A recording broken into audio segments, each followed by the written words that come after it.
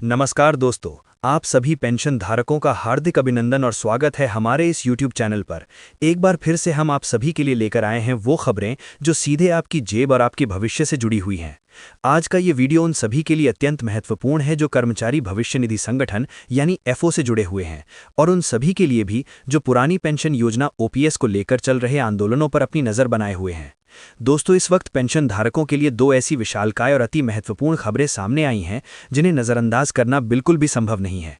पहली खबर तो लगभग ब्रेकिंग न्यूज़ के तौर पर आई है, जो एफओ पेंशनधारियों के लिए नई सुबह की तरह है। इसमें 7,500 की न्यूनतम पेंशन को लेकर जो अपडेट आया है वो किसी वरदान से कम नहीं है। वहीं दूसरी तरफ पुरानी पेंशन योजना और विभिन्न भत्तों को बहाल करने की मांग को लेकर अवस्थी और अन्य संगठनों की ओर से एक जबरदस्त रिपोर्ट सामने आई है, जिसमें सरकार को घेरने की रणनीति बनाई गई है। तो आज के इस वीडियो में हम दोनों ही खबरों को बारीकी से समझेंगे, विस्तार से जानेंगे कि आपके लिए क्या बदलाव है, क्या फायदे हैं और आने वाले दिनों में क्या संभावनाएं बनती दिख रही हैं। मैं आप सभी से अनुरोध करता हूं कि इस वीडियो को अंत तक बिना किसी रुकावट के देखें, क्योंकि हर एक जानकारी आपके लिए किसी सूचना से कम नहीं है। साथ ही अगर आप हमारे इस चैनल पर नए हैं तो कृपया चैनल को सब्सक्राइब करना ना भूलें, वीडियो को लाइक करें और अपने सभी पेंशनधारी मित्रों, परिवारजनों के साथ इसे शेयर करें ताकि ये महत्वपूर्ण जानकारी अधिक से अधिक लोगों तक पहुंच सके। चलिए बिना किसी देरी के शुरू करते हैं पहली बड़ी खबर से। पहली बड़ी खबर, एफओ की ओर से 7,500 की न्यूनतम पेंशन तय, 36 महीने के नियम में मिली बड़ी राहत। दोस्तों, देश भर में बढ़ती महंगाई और दैनिक जीवन यापन की लागत को देखते हुए कर्मचारी भविष्य निधि संगठन एफओ ने ऐसा फैसला लिया है जिसने लाखों रिटायर्ड कर्मचारियों के चेहरे पर खुशी ला दी है। ये फैसला उन सभी के लिए राहत भरी खबर लेकर आया है जो वर्षों से एक अपर्याप्त पेंशन पर गुजर बसर कर रहे थे। आइए इस ऐतिहासिक निर्णय को विस्तार से समझते हैं। न्यूनतम पेंशन में ऐतिहासिक वृद्धि, 1,000 से सीधे 7,500। केंद्र सरकार ने एफओ के तहत आने वाली कर्मचारी पेंशन योजना ईपीएस के अंतर्गत न्यूनतम पेंशन राशि में भारी वृद्धि करने का निर्णय लिया है। जहां पिछले कई वर्षों से ये राशि महज 1,000 रुपये प्रति माह पर अटकी हुई थी, वहीं अब इसे बढ़ाकर 7,500 रुपये प्रति माह कर दिया गया है। ये बढ़ोतरी केवल एक संख्यात्मक परिवर्तन नहीं है, बल्कि ये सरकार की उस मानसिकता का प्रतीक है जो वृद्धावस्था में नागरिकों की आर्थिक सुरक्षा को प्राथमिकता दे रही है। गौर करने वाली बात यह है कि 1,000 की पेंशन जो वर्ष 2014 से लागू थी, वर्तमान समय में बढ़ती महंगाई दर, चिकित्सा खर्चों और दैनिक आवश्यकताओं के सामने किसी भी व्यक्ति के लिए अपर्याप्त थी। खास तौर पर ग्रामीण क्षेत्रों में रहने वाले या असंगठित क्षेत्र से आए पेंशन धारकों के लिए ये राशि जीवन यापन का साधन नहीं बल्कि एक चुनौती बन चुकी थी। अब इस नए फैसले के बाद बुजुर्गों को न केवल अपनी मूलभूत आवश्यकताओं को पूरा करने में आसानी होगी, बल्कि वे एक सम्मानजनक जीवन जी सकेंगे। ये कदम सामाजिक सुरक्षा के उस दायरे को विस्तार देता है जिसे संगठित क्षेत्र के कर्मचारियों के लिए मजबूत आधार स्तंभ माना जाता है। 36 महीने के नियम में बड़ी राहत, अब कम योगदान अवधि वाले भी होंगे पात्र। बढ़ोतरी के साथ ही सरकार ने एक और महत्वपूर्ण बदलाव किया है जो पेंशन की पात्रता से जुड़ा है। पहले की व्यवस्था के तहत कर्मचारी पेंशन योजना ईपीएस का लाभ उठाने के लिए न्यूनतम 36 महीने 3 वर्ष की योगदान अवधि अनिवार्य थी। इस नियम के कारण बहुत से ऐसे कर्मचारी जो विभिन्न कारणों से कम अवधि के लिए नौकरी कर पाए या जिनका रोजगार अस्थायी प्रकृति का था, वे पेंशन के दायरे से बाहर हो जाते थे।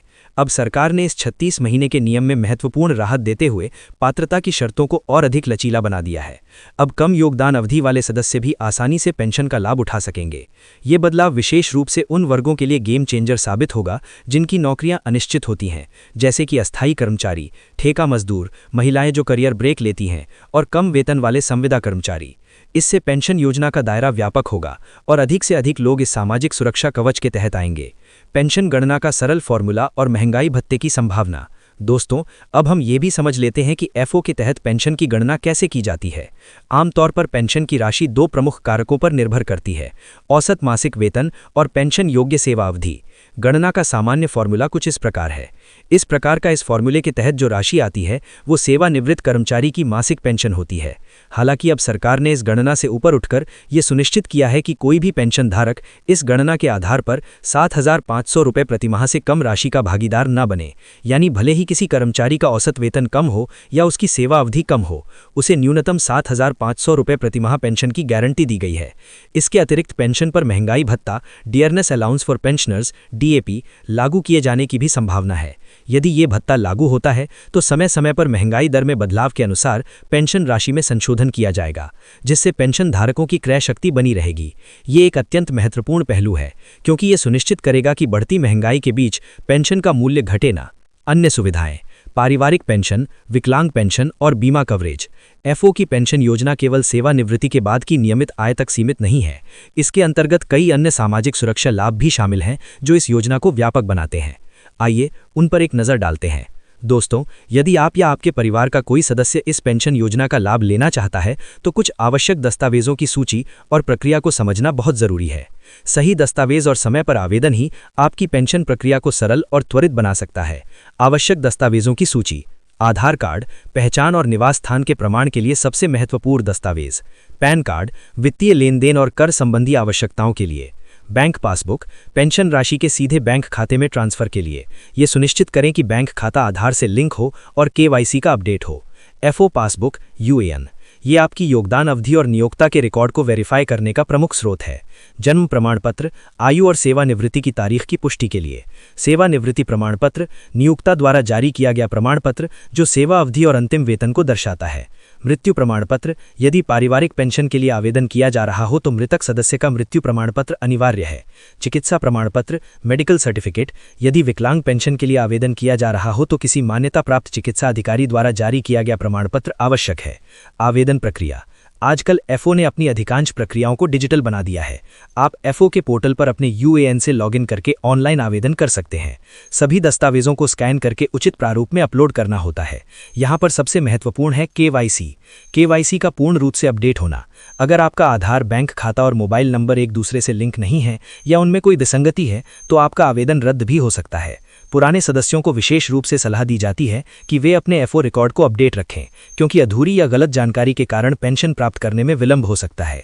भविष्य की संभावनाएं: क्या 10 की पेंशन की ओर बढ़ रहा है देश? दोस्तों, ये तो हम सभी जानते हैं कि सरकार ने 7,500 की न्यूनतम पेंशन की घोषणा कर एक ऐतिहासिक कदम उठाया है, लेकिन इसके पीछे एक बड़ी सोच और भविष्य की योजना भी है। विशेषज्ञों का मानना है कि ये केवल शुरुआत है।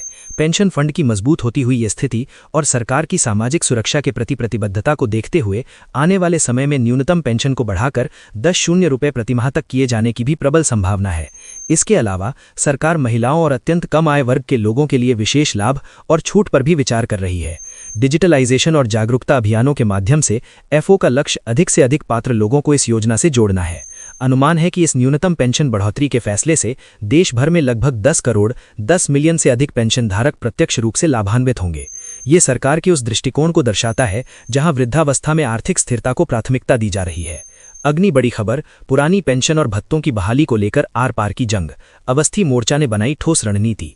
पहली खबर जहां एफओ पेंशनधारियों के लिए राहत लेकर आई, वहीं दूसरी ओर एक और बड़ी खबर पुरानी पेंशन योजना और विभिन्न भत्तों को बहाल करने की मांग को लेकर सामने आई है। ये खबर मुख्य रूप से पंजाब राज्य से जुड़ी है, लेकिन इसका असर पूरे देश में पुरानी पेंशन मांग करने वाले कर्मचारी संगठनों पर देखने को मिल सकता है। दोस्तों, पुरानी पेंशन और भत्ते बहाली मोर्चा, जिसे हम अवस्थी मोर्चा के नाम से भी जानते हैं, ये अब सरकार के खिलाफ आर पार की लड़ाई का ऐलान कर दिया है। आइए इस पूरे मामले को गहराई से समझते हैं। मोगा की ऐतिहासिक बैठक, 17 मई को मोहाली में मह रैली का ऐलान। पंजाब के मोगा शहर के फ्रीडम फाइटर हॉल में हाल ही में एक राज्य स्तरीय बैठक संपन्न हुई, जिसमें पुरानी पेंशन और भत्तों को लेकर कर्मचारी नेताओं ने एकजुट होकर एक बड़ा निर्णय लिया। इस बैठक में ये तय किया गया कि आने वाली 17 मई को मोहाली में एक विशाल राज्य स्तरीय रैली का आयोजन किया जाएगा। लेकिन ये रैली केवल एक सभा मात्र नहीं होगी, बल्कि इसके बाद हजारों की संख्या में कर्मचारी चंडीगढ़ स्थित मुख्यमंत्री भगवंत मान के आधिकारिक निवास की ओर कूच करेंगे। ये कूच सरकार को ये बताने के लिए होगा कि कर्मचारी अब अपनी मांगों को लेकर पूरी तरह से गंभीर हैं और किसी भी सूरत में पीछे हटने वाले नहीं हैं। वित्त मंत्री के बयान पर तीखी प्रतिक्रिया, जल्दबाजी नहीं दिखाएंगे, बयान पर उठे सवाल। इस बैठक में मोर्चा के नेताओं ने पंजाब के वित्त मंत्री हरपाल चीमा के उस बयान की कड़ी आलोचना की जो उन्होंने विधानसभा में दिया था। वित्त मंत्री ने कहा था कि पुरानी पेंशन योजना ओपीएस को बहाल करने में कोई जल्दबाजी नहीं दिखाई जाएगी। इस बयान पर नाराजगी जताते हुए मोर्चा के प्रांतीय वित्त सचिव अश्विनी अवस्थी और अन्य संयोजकों ने इसे कर्मचारियों के साथ विश्वासघात करार दिया। उनका कहना है कि सरकार खुद 4 साल पहले जारी किए गए पेपर नोटिफिकेशन को लागू करने से बच रही है, जो कि एक तरह से वादा खिलाफ भी है। मोर्चा की प्रमुख मांगें केवल पुरानी पेंशन योजना ओपीएस तक सीमित नहीं है। उन्होंने एक व्यापक मांग पत्र तैयार किया है जिसमें कई अहम बिंदु शामिल हैं। आइए उन मांगों पर एक नज़र डालते हैं जो इस आंदोलन की रीढ़ है। इस बैठक में मोर्चा के संयोजक दीपक कंबोज, अतिपाल सिंह ढेंगा, विक्रम देव सहित